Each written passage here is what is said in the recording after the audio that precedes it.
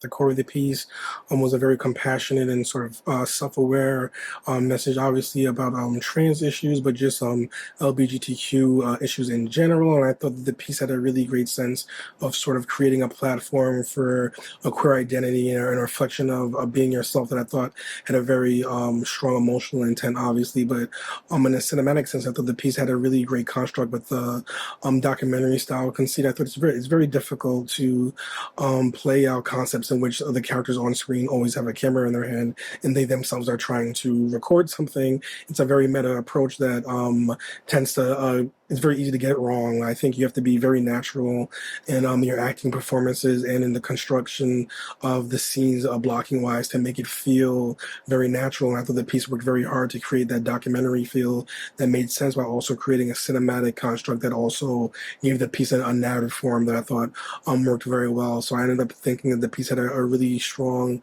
sort of call to action intent, especially towards the end, that really gave it a sort of inspirational and humanizing core that I thought worked very well, and it was able to use a very specific issue to work in a universal scale to highlight sort of sense of self and expression of self in all its forms in a way that I thought was very powerful and emotional in an emotional sense. Highlighting the day of visibility, and by having this story at all, that's also accessing another way to bring visibility to transgender individuals and members of the LGBTQ. So I think it's already adding it's adding to the cause, if that makes sense. It's giving visibility to the Day of Visibility. I think this was a really great piece. I think it does. I think for so many people who don't know a transgender individual, um, they don't fully understand, and I think this has a really great way of humanizing these humans, which you would think is obvious, but it's not. Um, and I think it does a really great job of bringing light to the different issues legally that people are facing, and different, like, culturally issues that are being brought up against trans individuals. I think this is a really great piece. I loved seeing all the people involved, and I love that this was a way of um, highlighting queer voices, and is being used as a platform, a jumping off point for this filmmaker to do that. A great film to bring awareness to transgender rights, LGBTQ plus rights, and the fact that we need to end discrimination laws. I loved our call to action at the end and showing how many LGBTQ plus filmmakers and actors were involved in this project. I thought that was really cool.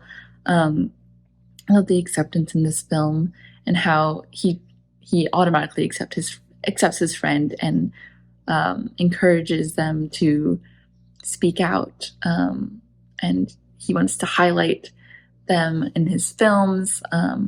He's just there to uplift his one of his best friends. I thought that was cool. Yeah, I loved the aesthetic of this. They had some great overhead shots of the city they were in, and the color palette was very cohesive. The young main character was so endearing, so sweet, so charming, so passionate and excited, and just like you can't help but just fall in love with him, because he's just so pure-hearted. But interestingly, you have this, sweet, happy character in the film, and so you think the tone of the film is going to be one way, but then it's cut in with these this dialogue of violence and fear, and we think, what's going on, what's happening, and then when we have our friend, like the boy's friend, and she is very mysterious, and we don't know too much about her, and that's why he's so intrigued and wants her as a subject. But it all kind of makes sense, and then as we meet this guy, the man, whether he's a general or corporal or whatever it was, it all kind of starts to come together of what happened, and